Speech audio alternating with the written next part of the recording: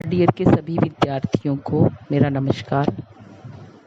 बच्चों, पिछले वीडियो में मैंने आपको हॉब्स का सामाजिक समझौता सिद्धांत पढ़ाया था। आज मैं आपको लोक का सामाजिक समझौता सिद्धांत पढ़ाऊंगी। लोक का जो सामाजिक समझौता सिद्धांत है उसके अंतर्गत हम इसको दो भागों में बांटेंगे। पहला भाग जो है वो समझौते के पूर्व की अवस्था और दूसरा जो है वो समझौते के बाद की अवस्था। इसमें सबसे पहले मानव स्वभाव की व्याख्या की जाएगी। जिस प्रकार हॉब्स ने मनुष्य को बच्चों स्वार्थी, पाशविक और पतित माना है, दुष्ट माना है, लोक ने उसे उसके बिल्कुल उलट सहयोगी और सामाजिक माना है। लोक का कहना है कि मनुष्य स्वभाव से ही एक सामाजिक प्राणी है जो पारस्परिक प्रेम, दया, सहयोग, सद्भावना के आधार पर दूसरे व्यक्तियों के साथ संबंध रखते हुए अपना जीवन यापन करता है। लोक के अनुसार जब प्राकृतिक अवस्था की बात आती है तो लोक ने प्राकृतिक अवस्था का बहुत ही सुंदर चित्रण किया है। उन्होंने कहा कि लोक का मनुष्य जो है वो प्रेम, सहयोग, सहानुभूति, दया से परिपूर्ण प्राणी है।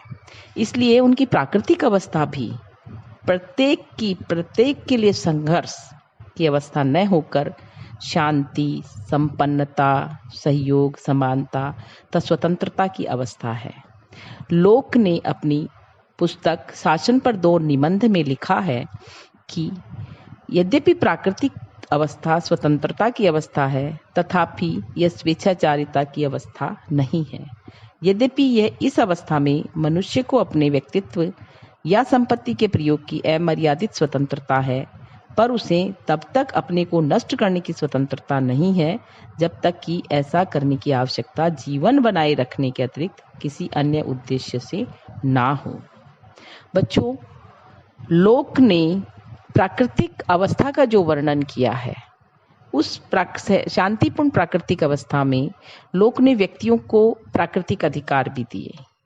लोक ने व्यक्तियों को प्राकृतिक जो अधिकार दिए, एक व्यक्ति अन्य व्यक्तियों के अधिकारों का आदर और ध्यान और आदर भी करता था।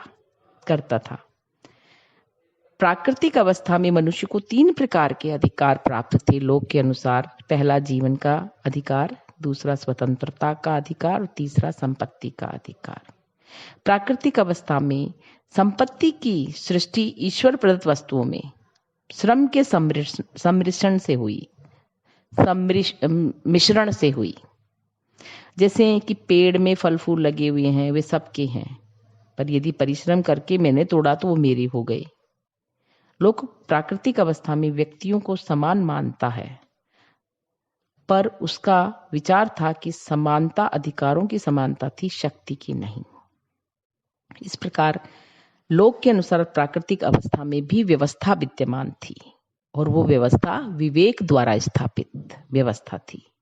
लोक कहता है कि विवेक को काम में लाने वाली संपूर्ण मानवता को वह सिखाता है कि क्योंकि सब मनुष्य समान और स्वाधीन है, अतः किसी को भी दूसरे के जीवन, स्वास्थ्य, स्वतंत्रता एवं संपत्ति को हानि नहीं पहुंचानी चाहिए।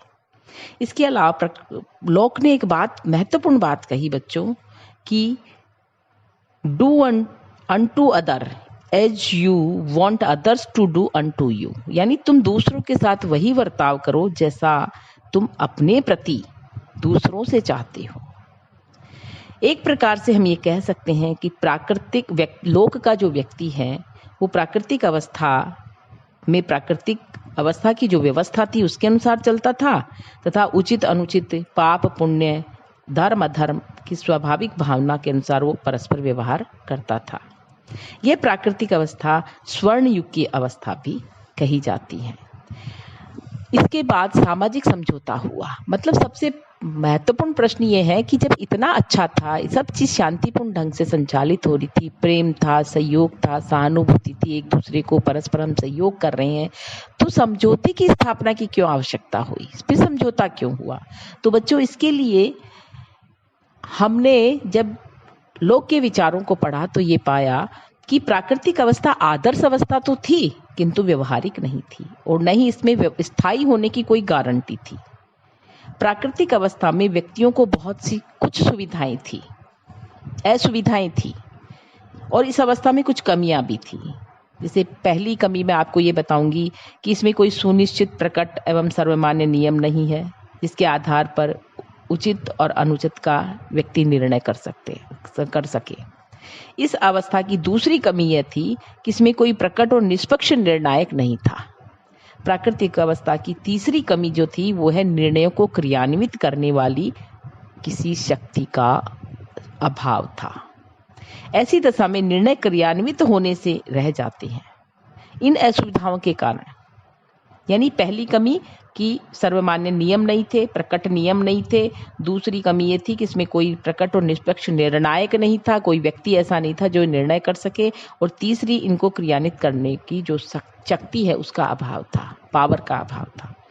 तो ये तीन जो असुविधाएं थी, इसके कारण व्यक्ति प्राकृतिक अवस्था का त्याग कर समझौते के आधार पर राज्य संस्था की उत्पत्ति करते हैं। जब मनुष्य ने समझौता किया तो लोक के अनुसार दो प्रकार के समझौते हुए। पहला समझौता जो है वो उसके द्वारा व्यक्ति जो है प्राकृतिक अवस्था का अंत कर समाज की स्थापना करता है।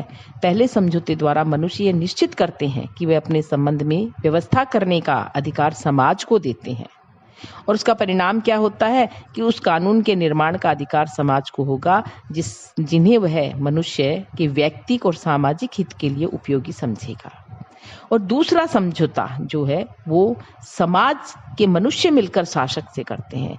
यानी एक समझौता व्यक्ति का समाज से होता है और दूसरा समझौता समाज का राज्य से होता है, शासक से होता है। तो दूसरा समझौता जो है उसमें समाज के जो मनुष्य है वो मिलकर शासक से समझौता करते हैं तथा जिसके द्वारा राज्य संस्था की उत्पत्ति होती है। यह समझौता एक प्रकार से शासक और शासितों के मध्य का समझौता है, जिससे समाज के द्वारा शासक को कानून बनाने, उसकी व्याख्या करने और उन्हें मनवाने का अधिकार भी मिल जाता है। परंतु लोक के सामाजिक समझौते में शासक को अमर्यादित शक्तियां प्राप्त नहीं है। शासक की जो शक्ति है उस पर भी प्रतिबंध लगा दिया गया है, और किसके द्वारा? उसके द्वारा निर्मित कानून और प्राकृतिक नियमों के अनुकूल और अनुरूप ही होंगे। यानी कि जो भी शासक वर्ग जो है वो नियम बनाएगा, कानून बनाएगा, वो प्राकृतिक नियमों के अनुकूल और उसके अनुरूप ही होंगे। इस प्रकार लोक कहता है कि व्यक्ति अपनी संपत्ति की रक्षा के लिए राजनीतिक समाज में प्रवेश कर जाता है। लोक की अब हम सामाजिक समझौते की विशेषताओं की बात करेंगे। तो पहली विशेषता यह है कि लोक ने समझौते दो प्रकार के किए हैं। पहला समझौता एक राजनीतिक समाज की स्थापना की गई जिसके अंतर्गत, और दूसरा समझौता जो है उसमें एक सरकार की स्थापना की गई है।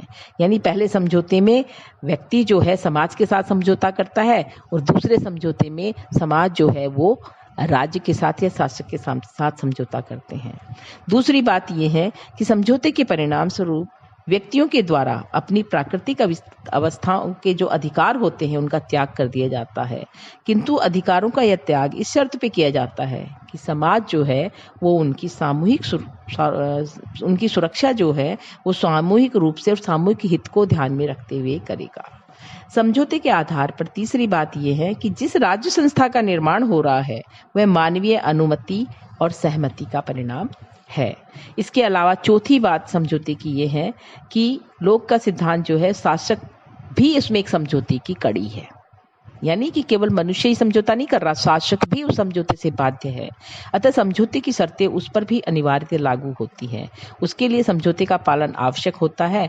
इस प्रकार लोक जो है वो निरंकुश राजतंत्र की स्थापना नहीं करता हॉब्स की भांति, बल्कि वह मर्यादित राजतंत्र की स्थापना करता है। लोक के सिद्धांत में बच्चों राज्य शासन के अंतर को अस्वीकार कर दिया गया है और वह शक्ति विभाजन के सिद्धांत का समर्थन करता है, क्योंकि शासक और सरकार की स्थापना मनुष्य के समझौते और सहमति पर आधारित होती है। अतः यदि सरकार निश्चित लक्ष्य को पूर्ण करने की दिशा में कार्य न करे तो शासक की नियुक्ति करने वाली जनता को उसे पदच्युत करने का अधिकार प्राप्त होता है। ये भी हम कह सकते हैं कि लोक जो है उसके समझौते के अनुसार हॉब्स के मत के विरुद्ध जनता का शासक या सरकार के विरुद्ध विद्रोह करने का अधिकार प्राप्त है। जैसा कि लॉक ने कहा है कि समाज को सदा एक ऐसी शक्ति प्राप्त रहती है कि वह अपने को किसी के भी कुप्रयत्नों और कुचेष्टाओं से बचा सके। जो प्रजा के जीवन, स्वतंत्रता या संपत्ति के विरुद्ध कुप्रयत्न और कुचेष्टाएं करने की मूर्खता और नीचता करे, जब कभी भी कोई उन्हें दासता की दिशा में ले जाने का प्रयत्न करे, उन्हें सदा यह अधिकार होगा कि वह अपने को उससे मुक्त कर सके, जो आत्मरक्षा के उस मौलिक, पवित्र और अपरिवर्तनीय नियम पर आक्रमण करते हैं जिनके हेतु वे समाज में सम्मिलित हुए हैं। इस प्रकार बहुत सारी विशेषताएं लोक के समझौते में हमें देखने को मिली। तो लॉक का जो सिद्धांत है उसके आधार पर एक ऐसे समाज की स्थापना का समर्थन किया है इन्होंने, जिसमें वास्तविक और अंतिम शक्ति जो है वो जनता के पास, यानी संप्रभुता की जो शक्ति है वो समष्टि रूप से जनता के समाज में ही निहित होगी। तथा सरकार का चाहे कोई भी रूप क्यों न हो, चाहे वो प्रजातांत्रिक रूप हो, चाहे वो राजतंत्रात्मक रूप हो, चाहे वो कुलीनतंत्रात्मक रूप हो, कोई भी रूप क्यों न हो, समाज की इच्छा की अभिव्यक्ति का एक ऐसा साधन मात्र होगी जिसे समाज जब चाहे बदल सकता है। यानी पूरी तरह से वो जनता में संप्रभु शक्ति का वास कर देता है। धन्यवाद बच्चों।